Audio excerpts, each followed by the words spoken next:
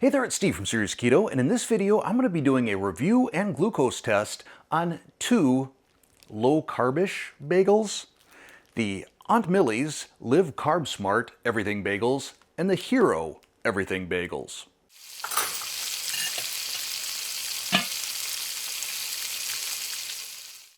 Now before I get going, neither of these products are labeled keto anywhere on the package. Not keto certified, not keto friendly, none of that. So I think really they're both more positioned in the low carb space. And especially on one of them, as you're about to see, it's not even all that low carb, especially if you're counting total carbs. I'm going to start with the Aunt Millie's Live Carb Smart bagels, and we're going to get going by looking at the nutritional information and ingredients. Serving size is one bagel, 140 calories, 4 grams of total fat, 37 grams of total carbohydrates. So if you are counting total carbs, I'm pretty sure this is going to be off the menu for you completely, regardless of what the glucose test results are. There is 27 grams of dietary fiber, so if you're counting net carbs, that is 10 grams of net carbs, which is still kind of high in my opinion. 15 grams of protein. In terms of ingredients, we have water, modified wheat starch, wheat protein isolate, inulin, oat fiber, and 2% or less of the following: soybean oil, not thrilled about that, brown sugar, poppy seeds, salt, sesame seeds, yeast, dehydrated onion, dried garlic, vinegar, onion powder, tahini, garlic powder, calcium propionate, sorbic acid, dextrose, again, not thrilled about that, cornstarch, natural flavors, calcium phosphate, and ascorbic acid. These bagels are partially pre-sliced, kind of sliced about 90% of the way, about 45% on each side, and then you got to kind of tear them. I'm going to give you a close-up though of the interior. And texture-wise, it is fairly dense, kind of like a regular bagel. In terms of testing these bagels, I'm going to do it the exact same way that I've done every other bagel review, in terms of taste, texture, and glucose response. First, I'm going to have a bite of it, just plain. Nothing on it. See how that goes. Then I'm going to have the remainder of the untoasted part with cream cheese, and I'm going to toast one with cream cheese.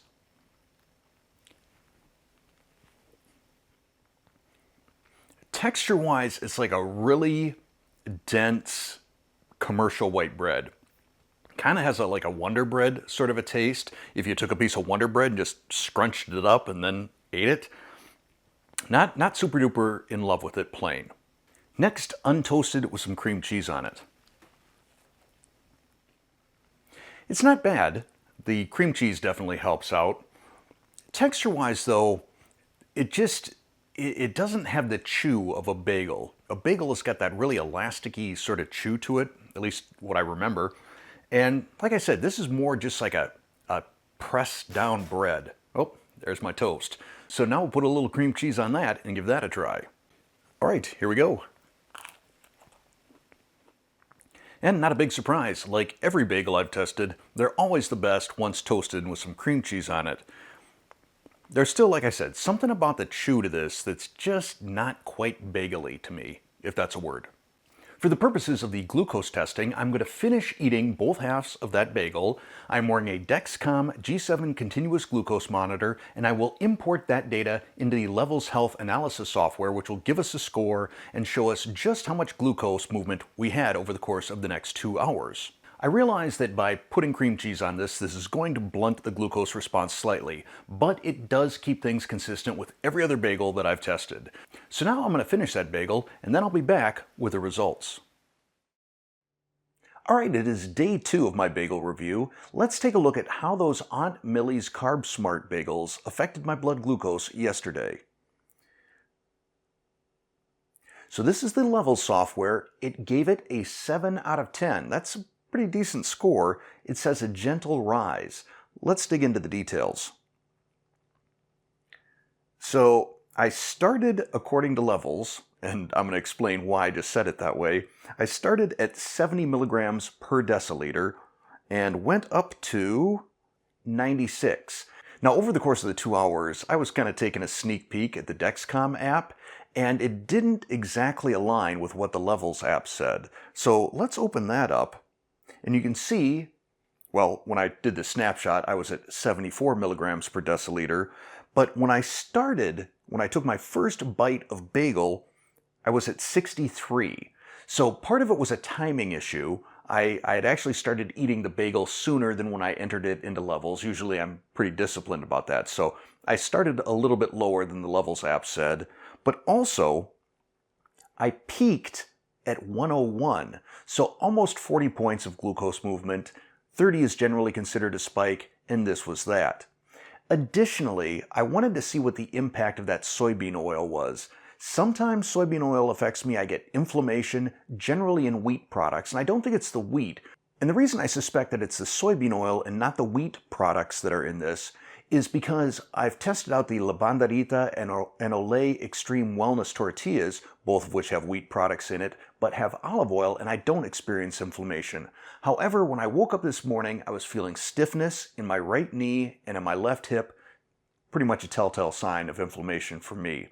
Additionally, I did not check my ketones yesterday morning. Generally, I'm somewhere between a 0.8 and probably like 1.5, maybe a smidge over. However, I took a little picture of my ketones this morning and I was down to a 0.3. So on the whole, I'm thinking Aunt Millie's probably not a great choice. Today though, I'm going to try out the Everything Bagels from Hero. Let's start by taking a look at the nutritional information and ingredients. Serving size is 140 calories. I do notice that the bagel size is a little bit smaller on these, 75 grams instead of, I think it was 85 grams on the Aunt Millie's. But 140 calories, 4.5 grams of total fat, 25 grams of total carbohydrates, of which 20 are dietary fiber for a net 5, and 17 grams of protein. So once again, if you are counting total carbs, this is going to be right on the edge for you. Ingredients are water, resistant wheat starch, wheat protein, fava bean protein, Jerusalem artichoke fiber, rice flour, olive oil, onion, and 2% or less of yeast, whole sesame seeds, poppy seeds, garlic, salt, vinegar, cultured wheat flour, guar gum, enzymes, and cornmeal. So obviously, if you are avoiding wheat products in general, this is going to be off the menu. Now, unlike the Aunt Millie's bagels, these are not pre-sliced. I sliced them. Once again, I'm going to give you a close-up so you can look at the texture. And this does appear to be more dense. I mean, closer to a traditional bagel. There are those little pockets there where the onion was. And like the Aunt Millie's, I'm going to test it the exact same way. One bite plain, and then I'm going to try it with cream cheese, untoasted, and cream cheese toasted. That tastes pretty good, just straight up. And the density on it, the chew on it, is a lot closer to what I remember as a traditional bagel than I think probably any bagel that I've tried so far. But now, we're going to give it the cream cheese test. First, untoasted with cream cheese. As expected, pretty good. And I really like the balance of the everything seasoning on this. Sometimes they're a little bit too heavy in roasted garlic. This is a lot more onion dominant, kind of like a French onion sort of a taste to it. I like it. I like it a lot. And then toasted with cream cheese. That is pretty wonderful. The texture softens a bit and it's still warm. It is, wow. I think something like this with some roast beef on it and cream cheese would be pretty amazing. But now I'm going to finish these bagels and it's glucose testing time. Again, I'm going to wait until tomorrow morning. I'm going to remeasure my ketones and also see if there's any sort of inflammation effect because these have olive oil rather than the soybean oil. So I think that's it. See you soon. All right, I am back with the results of yesterday's test on the Hero Bagel. We'll start with the good news. First off, I woke up this morning, had no sort of inflammation effects like I did with the Aunt Millie's. So no stiffness or pain in my knees or hips or lower back or anything like that, which confirms my suspicion that soybean oil or perhaps soybean oil in conjunction with wheat products is what causes me inflammation, and I did not have that here. Additionally, my ketones went up from a 0.3 to a 0.4. Not great, but at least they didn't go down. Now, it was a clean keto day outside of that bagel for me. I probably only consumed a total of like 40, probably less than 40 total grams of carbs and less than 15 net grams of carbs. So I kind of expected it to be a little bit higher. Now let's get on to the glucose testing. The Levels software scored the Hero Bagel as a 6 out of 10. Now I'm starting to find that those scores, those numeric scores, seem to be less reliable, and that's why I go into the details. You can see that, well, actually, it's a little bit misleading. It looks like I started at 70 milligrams per deciliter, but it actually says less than or equal to 70 because there was a little pop-up that came up. Apparently at some point Levels changed the bottom threshold of measurement to 70. So we'll get back to that in a second. I went up to a 99, which would be 29 points of glucose movement. 30 is generally considered a spike. But then I went into the Dexcom app because that registers a really wide range of glucose. And I saw that when I started the test at 2:12 p.m., I was at 65 milligrams per deciliter of blood glucose. So that means the total movement was 34 points, so a spike. Honestly, I was expecting the glucose spike to be higher just based on the taste and texture and the similarity to a real bagel, but still a spike. So my overall takeaway on these bagels is the Aunt Millie's, I gotta say, a big no, a solid no on Aunt Millie's.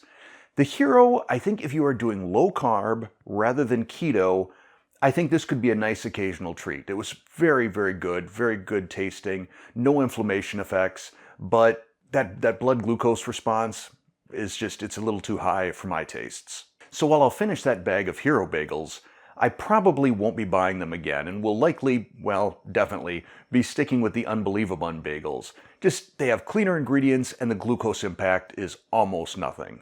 So I hope you found this video helpful, useful, or at least a little bit entertaining. If you did, please click that like button. If you're not a subscriber already, tap that subscribe button, then hit the bell to turn on all notifications. And if you never want to miss a Serious Keto video, I would encourage you to sign up for the Serious Keto weekly email newsletter. The link is down in the description below.